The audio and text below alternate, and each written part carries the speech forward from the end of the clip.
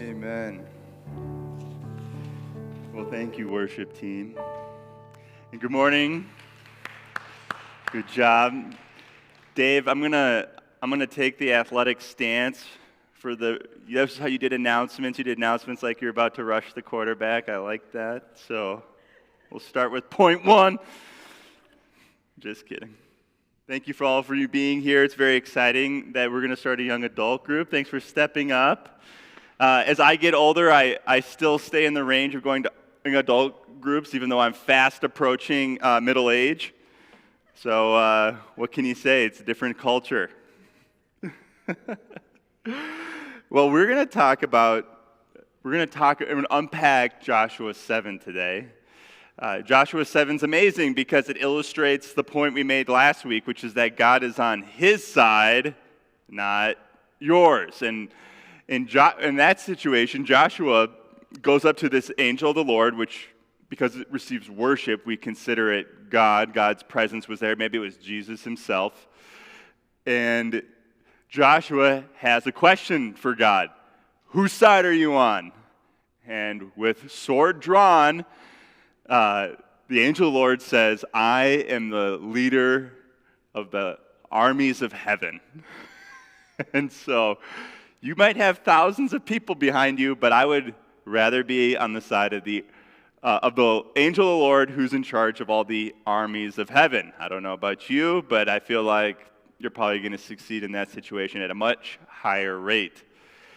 And what we see in Joshua 7 is another illustration of this point, that it really is a matter of whether or not we're on God's side, not ours. And the main message or the principle that kind of is seated throughout is just that God's wrath is present when sin is.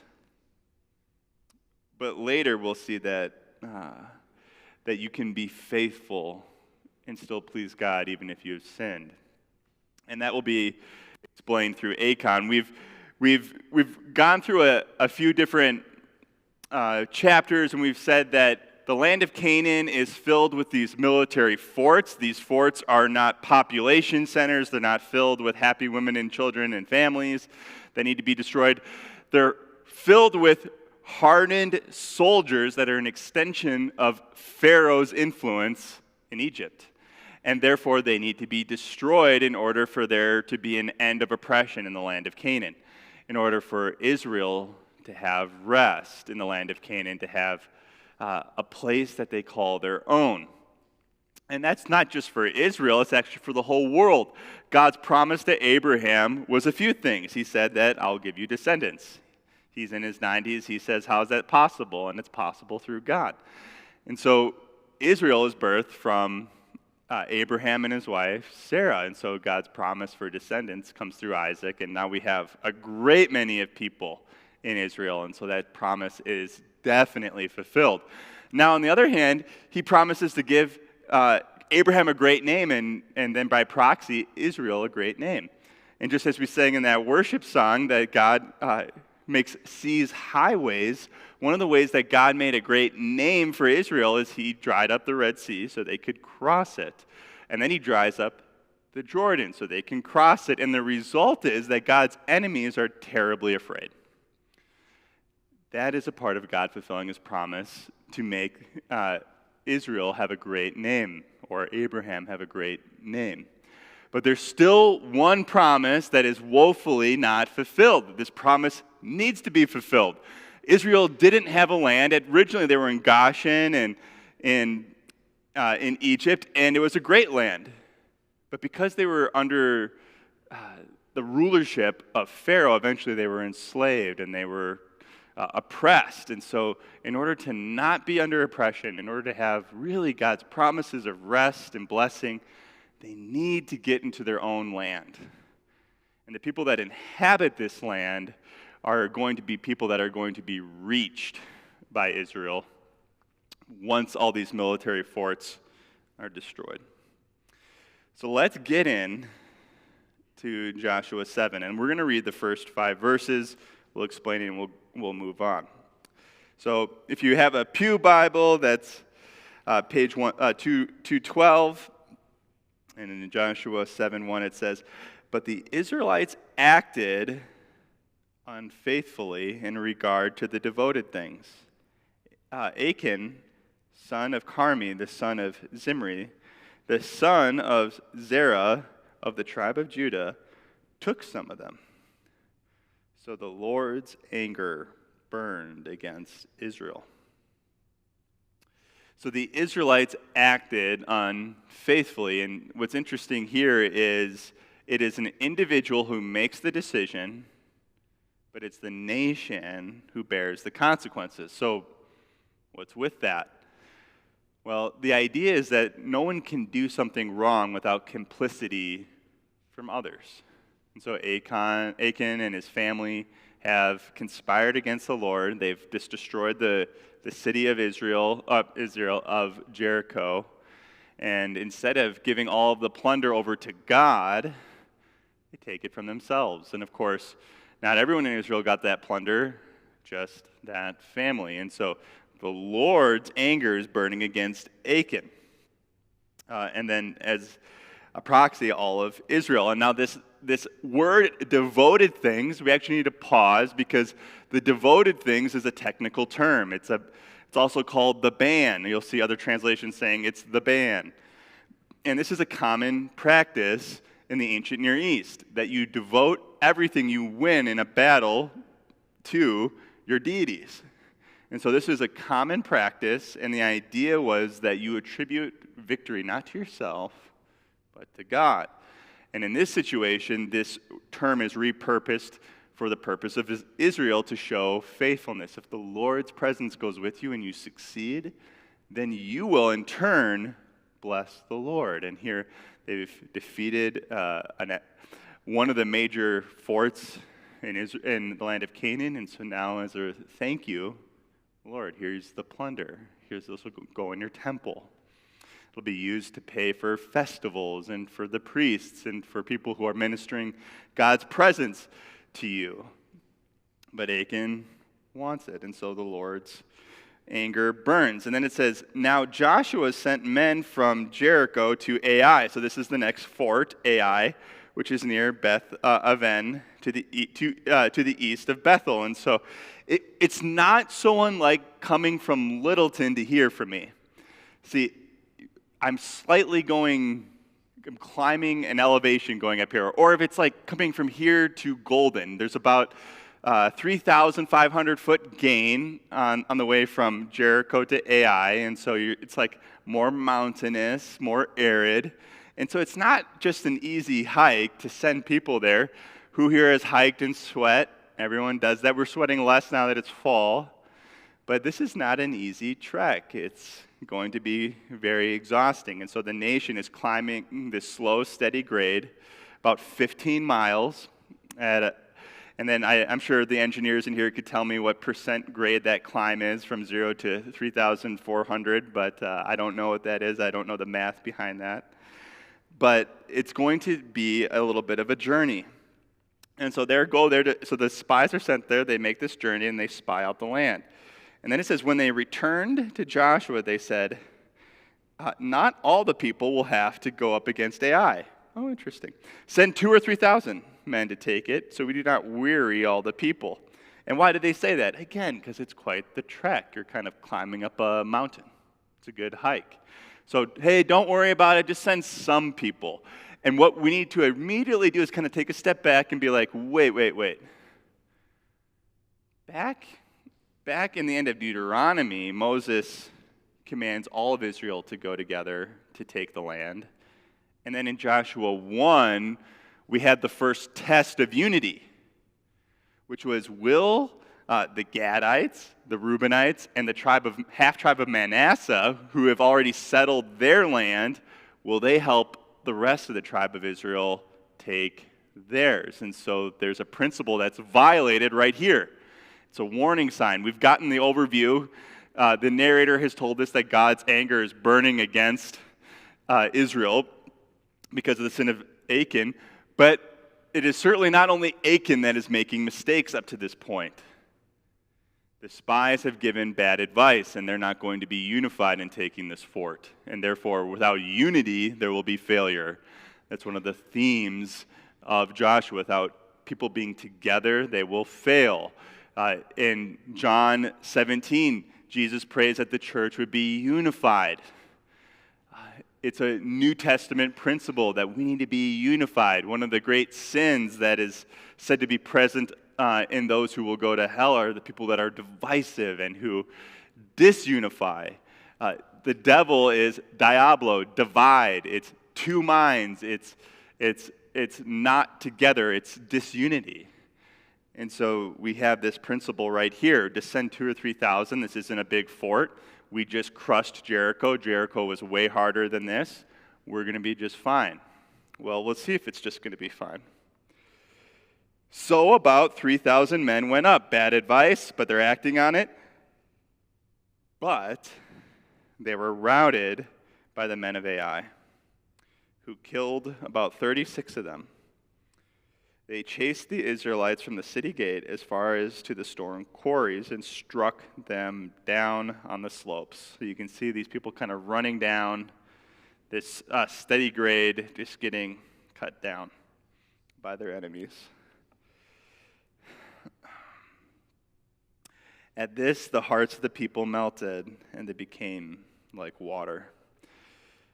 And that right there, that idiom, the hearts melted, that's a reminder of what happened to the Egyptians when they saw the power of God. Their hearts melted. It's what happened to the land of Canaan when the Jordan dried up and they crossed. Their hearts melted. The kings of Og and Bashan, their hearts melted before Israel because of what the Lord has done. But now the people are afraid because God's wrath is present, because Israel's sin is present.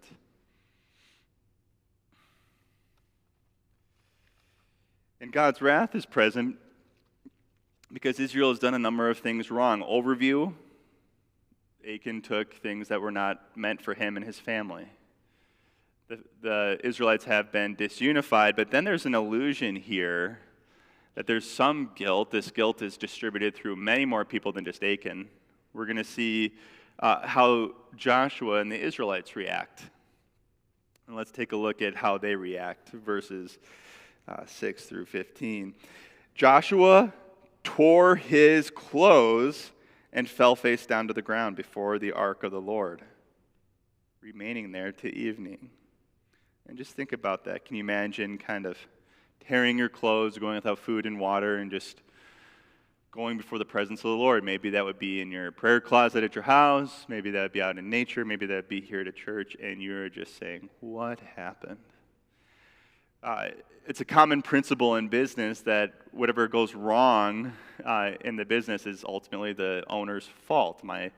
The owner of the company I work for often says, if you guys make a mistake, I own that. I am responsible. And a good leader does that. They don't blame and destroy the employees for mistakes. They develop them and give them opportunities to change. And there's more of a family structure where there's loyalty. And you see that in Joshua. Joshua doesn't get mad and think about other people and, okay, now who am I going to blame? Whose fault is it? He says, my fault. Tears his clothes, goes before the ark of the Lord. And so he humbles himself before God, and that shows a principle that this guilt is not just Achan's fault. Joshua has listened to bad advice. Joshua hasn't sought the presence of the Lord to see, hey, are we good to go to battle?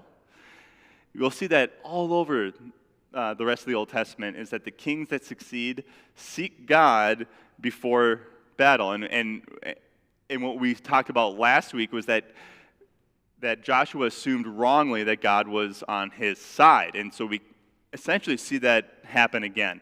We see, it's not explicit. We don't know how bad to the degree that it was, but we can safely assume that Joshua just assumed that God was on his side. They just had this great victory. He didn't take time to say, okay, have we sinned? Are we pleasing to you, God? Are we the kind of people that is holy and devoted to you that can be blessed and enter the land? Or are we just like the nations that we're displacing and trying to reach because You've called us into covenant to be a different people so that we can have rest from wickedness, not so that we can be wicked and be bereft of rest. So Joshua makes a mistake again as a leader just to assume that God is with him. If we keep on reading, it says, the Canaanites, O Lord, he says this.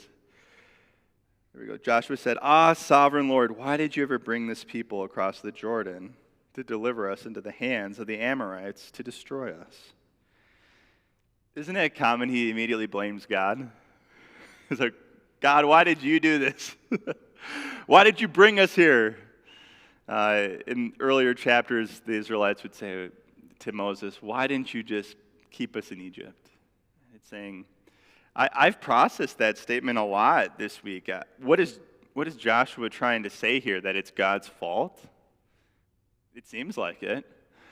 It also seems like he's saying, these people are not good enough for you, God. We do not have the character as a nation to be worthy of your blessing. Oh, and that seems true.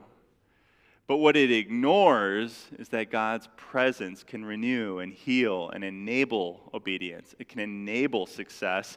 Going back to verse 1, it is God's presence that will enable Joshua to meditate on his law day and night. It's the unity of Israel and having one mind that will enable them to take the promised land so that they might have rest and reach the people of Canaan. And so that principle comes back to light here. Yes, these people are too rebellious. Yes, Joshua, you're probably not a good enough leader. But what you're doing is right. You're going before the presence of the Lord. You're seeking the Lord. You're back into the presence of the Lord wondering, what do we need to do? We will not be successful without you, God. And so he does something deeply right there. And so he says, O Lord, what can I say now that Israel has been routed by its enemies? The Canaanites and the other people of the country will hear about this, and they will surround us and wipe out our name from the earth. What then will you do for your own great name? And what I love about this is that Joshua is reminding God, and Moses does this earlier when Moses is like, when God tells Moses, these people are so bad, I'm going to kill them all, and we're going to make you a great nation. And Moses intercedes on behalf of Israel, and he says, God, what about your great name? What will people say about you if you destroy Israel? And Joshua has learned well from his former leader, his mentor, Moses, and he recalls the covenant. We're in covenant with you, God. We are to obey you, and then you are to bless us, but you're also to make our name great, and so that we can make your name great. But the problem is, we have been faithless. Our name is now not great. What does that mean about your name? Can we be your people, and can you be our God when we defame your name? It's an incredible crisis if you think about it. The covenant has been broken. Israel is not good enough for God, so what is God going to do? Verse 10. The Lord said to Joshua, stand up. You can think of a dad, the kid has just struck out in baseball, has become a puddle and is crying, and the dad is saying, stand up, get to the back of the line, you'll have another chance to bat. Don't give up. Yes, you messed up. Don't give up. The Lord said to Joshua, stand up. What are you doing down on your face? Israel has sinned. This is why this is all happening. Israel has sinned. They have violated my covenant, which I commanded them to keep. They have taken some of the devoted things. They have stolen. They have lied. They have put them with their own possessions. That is why Israel cannot stand against their enemies. They turn their backs and run because they have been made liable to destruction. I will not be with you anymore unless you destroy whatever among you is devoted to destruction. And so God gives terms. He doesn't say you're done. He doesn't say you can never bat again. He says, but you now need to obey if you want my presence to go with you. And this is an amazing admonition. There's a theological principle here, is that you cannot be successful without God's presence. You need God's presence. If you're here in this room and you think, I can do this on my own, you're wrong. You need God's presence. One of the things I've been thinking about a lot is I need God's presence. I've been going through, and I've detailed this many times, recent ministry failures in my neighborhood. And that has led me to want to fast and to seek God. I need your presence, God. What am I doing wrong? What can I do to be more successful, that your presence might go with me? Because my will isn't enough and people's will isn't enough. So God offers a solution. It's awesome. He says, they've sinned, so now you're going to have to deal with sin. Whatever's devoted to destruction needs to be destroyed. But the scary thing here is that it's a more ambiguous term than just the devoted things. It seems to say that more than just the plunder needs to be destroyed. There needs to be a person that needs to be destroyed. And one of the reasons why I'm glad we're going through Joshua is because it's extremely difficult to interpret. It's extremely offensive to our culture, and I thought, we got to do the hardest thing. One of the things that I've felt growing up is whatever the hardest thing is, I don't want to do it, but I'm going to end up doing it. And Joshua is that book in the Bible, but as we get to know it, we're going to understand God's plan so clearly. So when God's wrath is present, that's because sin is present.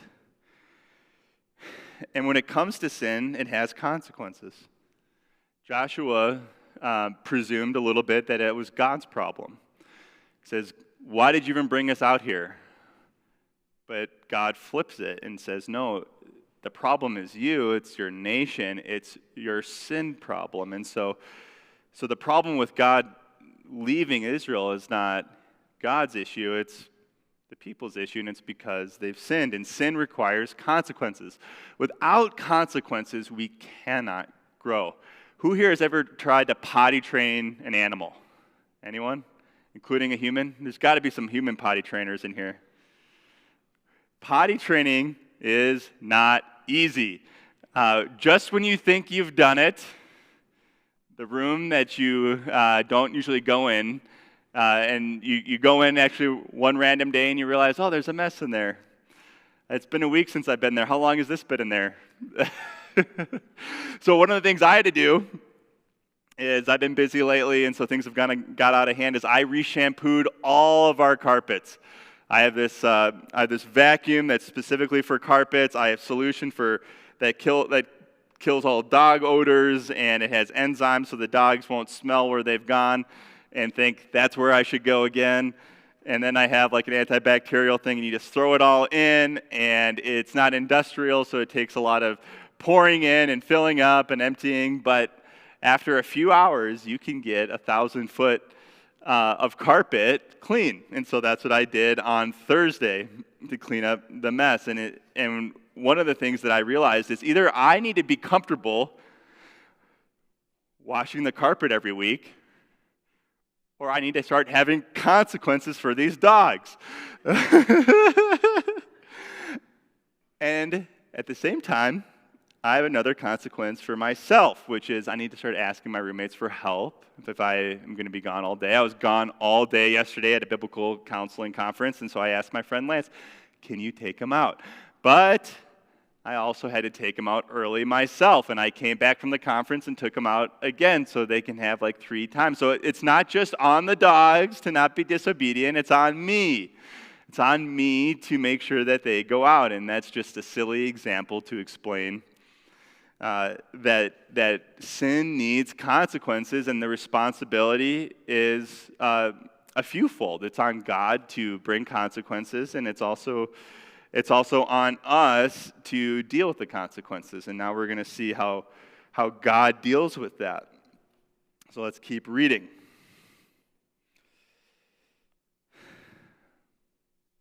Verse 13, go consecrate the people.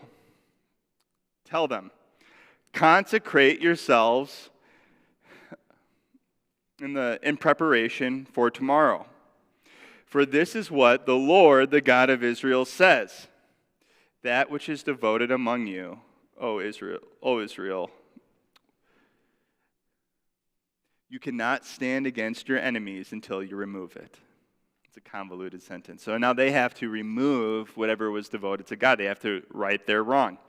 So Joshua responds in the morning, verse 14, in the morning, and this is God still speaking, in the morning, present yourselves tribe by tribe, that the tribe that the Lord takes shall come forward clan by clan, and the clan that the Lord takes shall come forward family by family, and the family that the Lord takes shall come forward man by man. In other words, we're going to systematically go through everyone until we figure out who sinned. That does not sound like fun. Who here hates DMV lines? Just imagine a DMV line with the nation of Israel, and the consequence isn't fines, it's death. This is what's happening. This is a whole nation activity. They need to get their covenant renewed, just the way we need to get our license renewed every 2 years. As much as they sin, they will need to renew the covenant, and it's going to be meticulous. Everyone will present themselves, and we'll go right down the line. Joshua had his family come forward, man by man. Joshua leads by example. If it is me who has sinned, then I will pay the consequence of sin. And so what we have to understand here is this is kind of a great act of courage by the whole nation of Israel.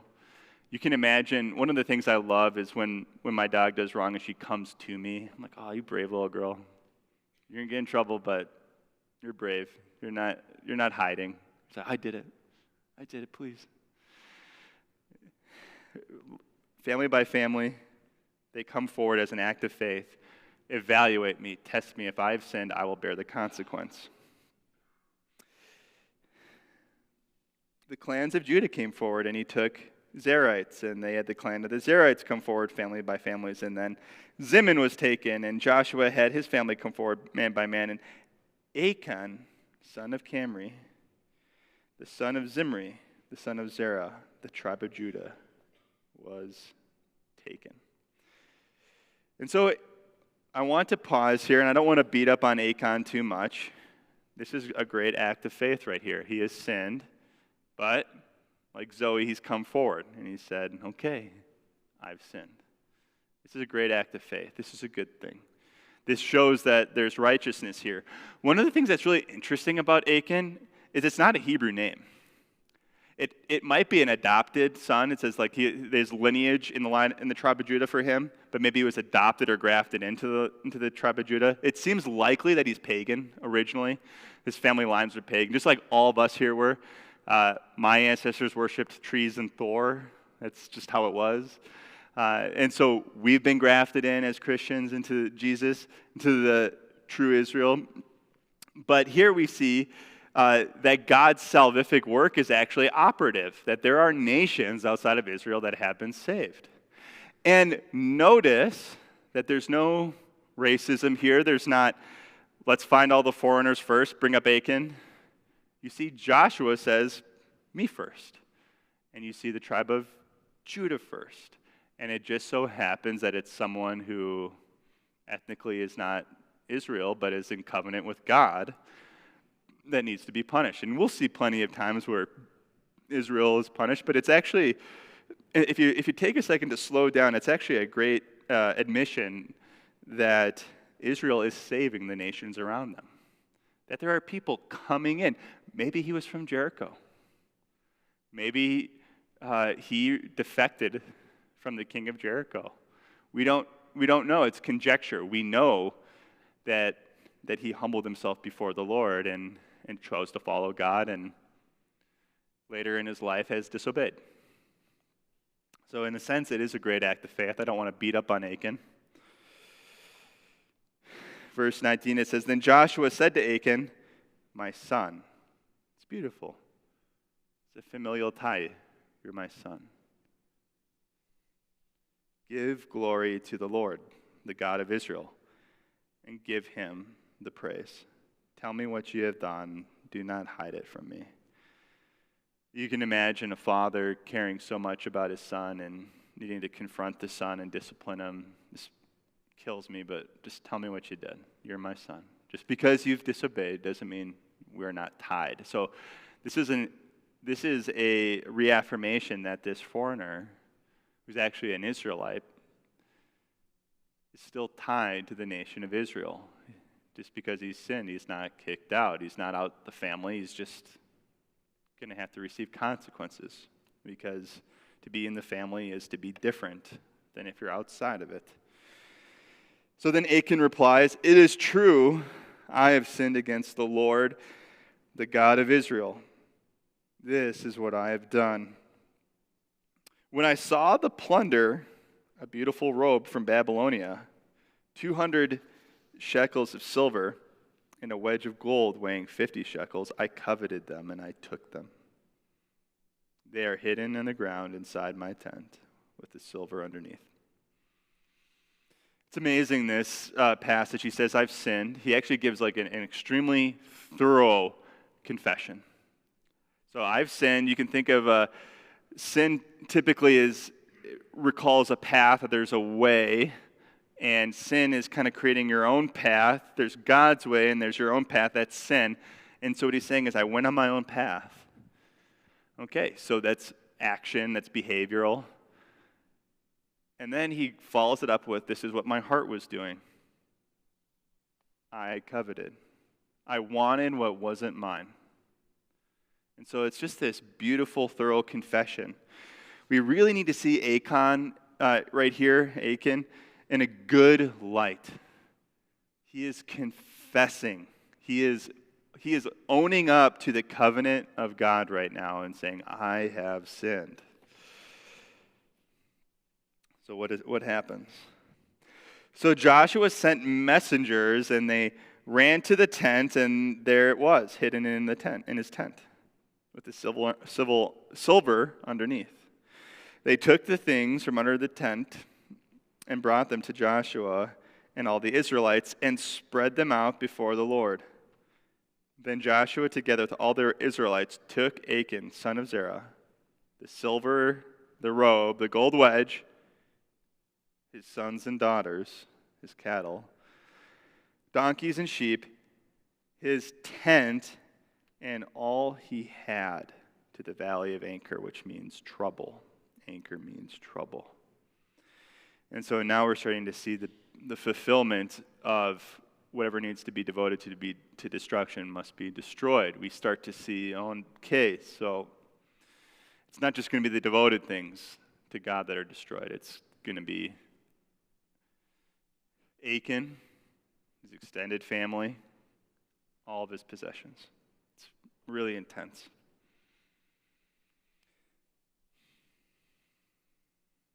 Then all of Israel stoned him. Joshua said, "Why have you brought this trouble on us? The Lord will bring trouble on you today." And we have to remember, this is Joshua, who's just called this guy his son. He's a part of Israel. He's been faithful. He's confessed his sin. And yet there are consequences. All of Israel stoned him. And after they stoned the rest, they burned them. Over Achan, they heaped up a large pile of rocks, which remains to this day. Then the Lord turned from his fierce anger. Therefore, that place has been called the Valley of Achor, which means trouble, ever since. And this is just an incredibly tragic ending to this passage. This is not like a great passage to preach on for me. I don't love this passage. I don't go to this passage to deal with my friends who've sinned. But there's a bit of a principle in the Old Testament that there's a maximum penalty and there's minimum penalties. Our system of law is not so different. Typically, the maximum penalty is reserved for people who do things intentionally and then hide it. The kind of person that says not guilty, but then is found without a doubt guilty. They receive the maximum penalty. Well, in Israel, their law system is not so different. The way it works is you have a maximum penalty for something, which is death. And then if you've confessed, you go forward, you're proactive about your sin, you typically get the minimum penalty, which could be as light as sacrificing a bull or sacrificing an animal or giving grain based on your income level. And so we shouldn't think that people were getting destroyed and killed left and right in Israel. Like someone sinned and a family was destroyed. But we have to look at the proportionality of the problem. Achan hid this, and 36 people have died because of him. Okay, we can't forget that first part of the passage. That Achan coveted, hid, sinned, and a lot of innocent people have died. And so guilty people will have to die for his sin, and that will be him and his family. And in some way, it's complicit. The idea is that there's no way, if you can imagine, the smaller space you live in, the more you know that's going on. I live in a 1,000 square foot duplex. I have neighbors all over. We all know what each other's doing. And sometimes it's good, and sometimes it's bad. It's like a small town with the temperature turned all the way up. The other day, there was a schizophrenic woman going around and yelling, and she was right outside my window yelling, and I keep my window open because I don't have AC, so what do? You want a little air in, and I'm thinking, it is 5:30 a.m., what crazy neighbor is doing something now? I had a name in my head of who I thought it was. I was building wrath towards them, and I get presentable, and then I go outside, and it was actually kind of cool. Another dad across the street had come outside, and I looked at him, and I was like, yes. We care about order in this place. And what was it? A crazy schizophrenic woman, running around. So we didn't do anything. But it was nice to know there's some protectors. But all that to say is that Achan's family had to have known what's going on. Just the way my neighbor across the street heard the schizophrenic woman outside my window, and I heard him, so his whole family had to have known. You're living in a tent. You dig a big hole in the center of the tent, and you put a bunch of plunder in there. Tell me you don't know about that? You all live in the living room, and you bring up the carpet and take out the baseboards and dig a hole. Everyone knows. And therefore, everyone's complicit. And so everyone in this situation needs to die because they have sinned boldly. They have hidden it, they have transgressed, and people have died as a result. And so they're stoned and then they're burned. They're devoted to destruction. But the story doesn't end there. It's not that they've just died and now they go to hell. As far as I'm aware, and I'm very strong on this point, they've been faithful to God. They responded to their sin well. They were courageous. They presented themselves before the Lord. They confessed. I believe that we're all going to have conversations with Achan and his family in heaven. And they're going to be like, that was dumb, and I'm so glad I'm in the presence of the Lord now. I'm glad that I'm a part of the covenant of Israel. Before I was with the Canaanites. If I was still in the land of Canaan, worshiping devils, I would be in hell right now. But instead, I'm in the presence of God. And yes, it was a terrible tragedy for my family to die. But it doesn't hold us because we have new bodies now because we're in paradise. And that's one thing that we need to hold when we see the judgment that people undergo and consequences of sin. We have to remember something very important, which is the resurrection. The resurrection. That all consequences that we bear, though they might be terrible, will be undone. A consequence that I'm sure that I have borne for my arrogance as a young kid and an athlete is my knee dislocated when I was batting. I was praying, I was pumping up the crowd, I was pointing to the sky when I was hitting home runs, and God, something dislocate my knee, it goes 180 degrees. I didn't walk, for 10 months. I was 23. When I went to the doctor, they said at 23 you have the knee of a 73-year-old. So how old is my knee now? It's in the 90s. So you guys thought I was a lot younger than you, but parts of me are the same age. And it took me from 23 to 27. I was in the physical therapist 3 days a week. Thousands of dollars spent on medical bills. And my coworkers had said, there was a Tyler before the knee injury, and there was a Tyler after. And I'm thinking the Tyler before was athletic, and he was better looking. He wasn't as a slave to sweets. And then the Tyler after is a little bit less athletic, completely no hope for sports, no hope for the NBA, NFL. Those dreams were a delusion anyway, but I had them in my heart. I was like, maybe I'll do the combine this year. And what I thought of the result was just tragedy, but as I have grown and I've gotten older, I agree with my coworkers, and the coworkers that I had at the time said, you became humble. I'm not perfectly humble, I have sinned, but I'm a lot better for the consequences of arrogance, for the consequences of walking in pride. And it wasn't that I was not a part of the nation of Israel. I was a Christian. I was a missionary at the time. I was trying to reach people. I was doing a lot of good things, but like Achan, who I'm sure did good things, he probably went into battle. He must have. That would have been courageous. That would have been hard. Think of any of us picking up a sword and going to battle today. None of us are in a foreign war, so I'm assuming you're all like me and don't want to be in one right now. You'd rather be safe. And so Achan was, to some degree, a man of courage. He had fought in wars, but he still had sinned. And that's true of all of us, okay? We all have sinned.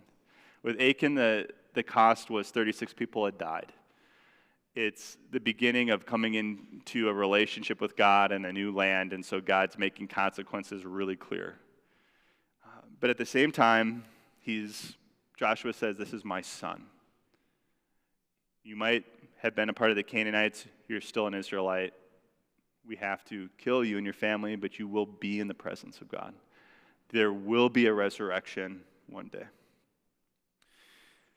So this is an intense passage, but I wanted us to look at the example in a way of honoring Achan's memory. Look at his example of confession. That's my major application point for today. That we would repent as he did. And I just got to find that application point so I get it right. And maybe some of you want to come up and get it since you have the notes. But let's see here. Illustration, application. It's going to be here. Application.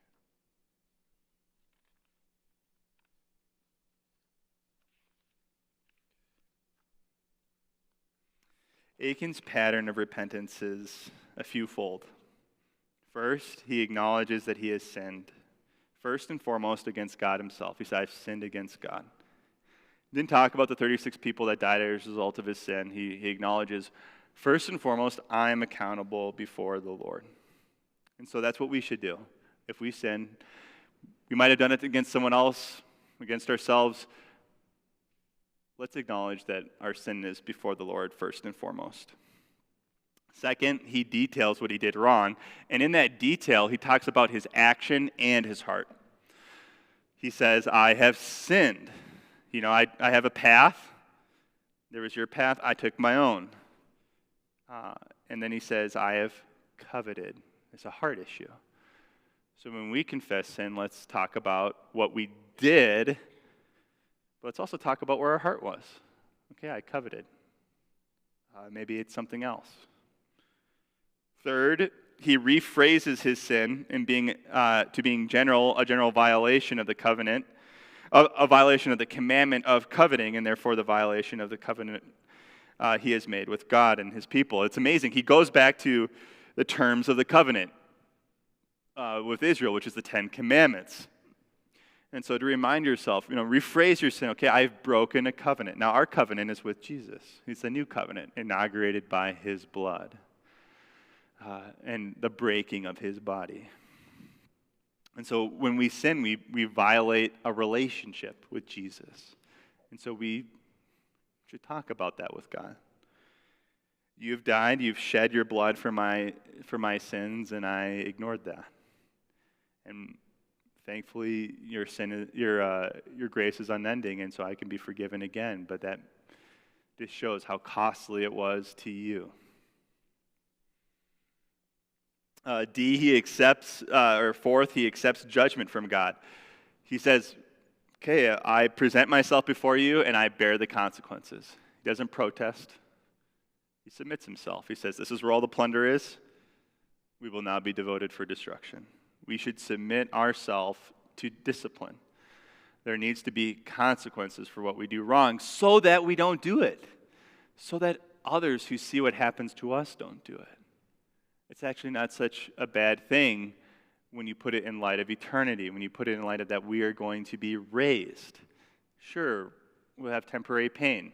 I haven't run since 2011, I love running. I ran a marathon in 2009. I can't do that anymore. There were some consequences to my pride.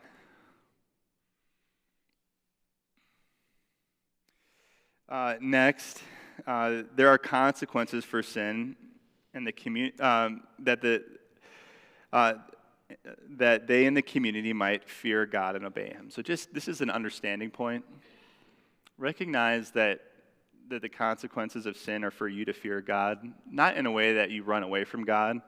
It's kind of like my dog Zoe. She does something wrong. She fears me. She comes to me. It's beautiful. It's really kind. It means we have a good relationship. She's not just always hiding. Achan hid his stuff from the Lord. He was trying to conceal it. A fear of the Lord is really a coming close, recognizing who He is, that He's the judge in this case.